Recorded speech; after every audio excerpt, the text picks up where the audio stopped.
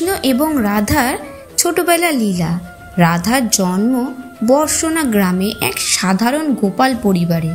মাত্র 6 বছর বয়সে তিনি তার মাকে হারান এবং তার মাতামহীর কাছে লালিত পালিত হন।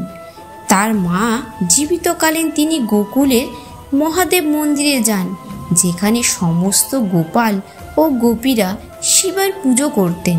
তিনি মন্দিরে যাওয়ার প্রতিজ্ঞা করেছিলেন এবং দর্শনের পর তিনি আবার আসবে বলে প্রতিশ্রুতি দিয়েছিলেন। কিন্তু রাধার মা মৃত্যুর আগে তার প্রতিজ্ঞা পূরণ করতে পারেননি এবং এই প্রতিজ্ঞা পূরণের অংশ ছিল রাধা তার মাতামহীর সাথে গোকুলে এসেছিলেন। যশোদা যখন কৃষ্ণকে কাঠের সাথে বেঁধেছিলেন, তখন রাধা এবং কৃষ্ণের দেখা হয়েছিল। সে কেবল কাঠ টেনে টেনে বনের দিকে চলে গেল, কারণ সমস্ত গোপাল তার বন্ধু এবং প্রবীণরা বনে থাকবে। সর্বোপরি সে তার মাকে অযৌক্তিকভাবে রাগ করার জন্য একটি শিক্ষা দিতে চেয়েছিল। বনের মধ্যে নদীর দিকে যাওয়ার সময় সে দুটো বড় গাছের মাঝখান দিয়ে গেল আর কাঠের ঝাঁকুনি আটকে গেল। সে এত জোরে টেনে তুলল যে গাছের দুটি গুঁড়োয় উঠে পড়ল, কিন্তু এরপরে দড়িটি তার শরীরে আঘাত পেল এবং সে খুব ক্লান্ত হয়ে পড়ল। তাই সেইখানে থামল এবং বিশ্রাম নিল।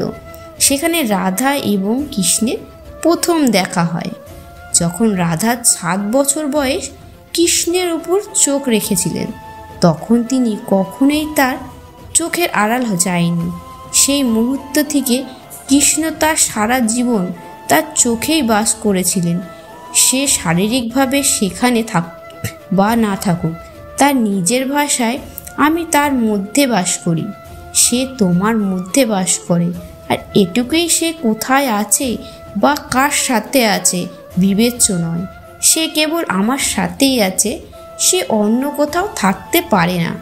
আর 12 বছর বয়সী রাধা এবং 7 বছর বয়সী কৃষ্ণের সাথে বসেছিলেন এবং এই দুটি সত্তা নানানভাবে সেই একক সাক্ষাতে এক হয়ে গিয়েছিলেন। এরপর কেউ তাদের আলাদা করতে পারেনি। এতটাই যে হাজার হাজার বছর পরেও আমরা এখনও তাদের দুটি পৃথক মানুষ হিসাবে ভাবতে পারি না। কৃষ্ণ এবং রাধা কয়েকদিন একসাথে খেলেছিলেন এবং তারপর তারা চলে যাওয়ার সময় এসেছে। সে তার পরিবারের সাথে একটি গরুর গাড়িতে ভ্রমণ করছিল।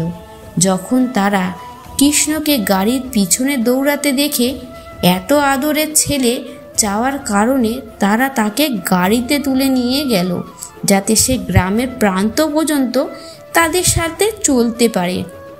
গ্রামের প্রান্তে কৃষ্ণ নেমে পড়ল। তিনি জানতেন যে পুরো বর্ষনা গ্রাম যমুনা নদীর তীরে অবস্থিত।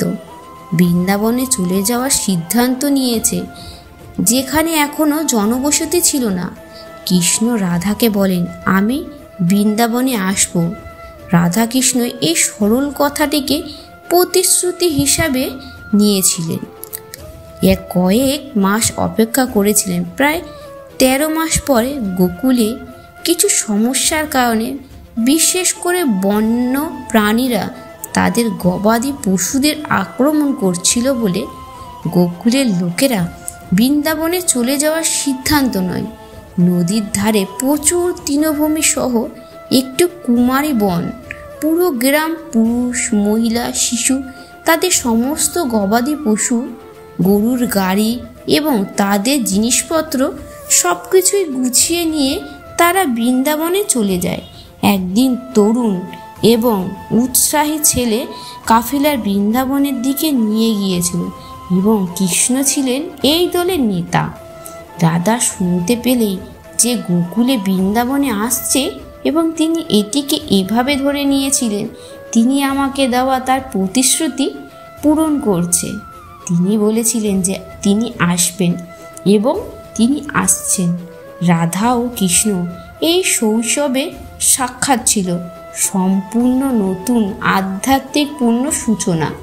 তার ভালোবাসা এবং অন্তর্ভুক্ত অনুভূতি তিনি তাকে নিয়ে একটি অংশ হিসাবে অন্তর্ভুক্ত করেছিলেন।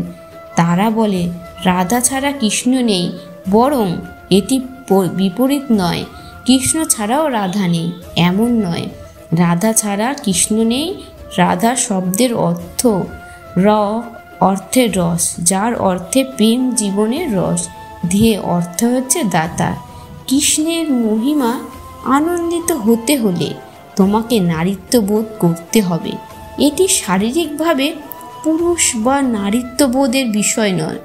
নারীত্ববোধ একজন পুরুষের মধ্যে যেমন জীবন্ত, তেমনই একজন নারীর মধ্যেও জীবন্ত হতে পারে, কারণ নারীত্ববোধ একটি নির্দিষ্ট গুণ। কৃষ্ণকে জানতে হলে তোমাকে নারীত্ববোধ ইচ্ছুক হতেই হবে। এটি পরম পথ, এটি কিন্তু ঘনিষ্ঠতা এবং প্রচণ্ড আবেগের পথ। এটি এমন একটি পথ যা কিছু বাদ দেয় না, কিন্তু পথের প্রকৃতি এমন, একবার একজন ব্যক্তি এতে পা রাখলে বাকি সব কিছুই অদৃশ্য হয়ে যায়। রাধার কাছে পৃথিবী নেই, কেবল কৃষ্ণই আছে। তিনি একজন ভালো সামাজিক সত্তা নয়, বরং একজন সম্পূর্ণ রঙিন সত্তা।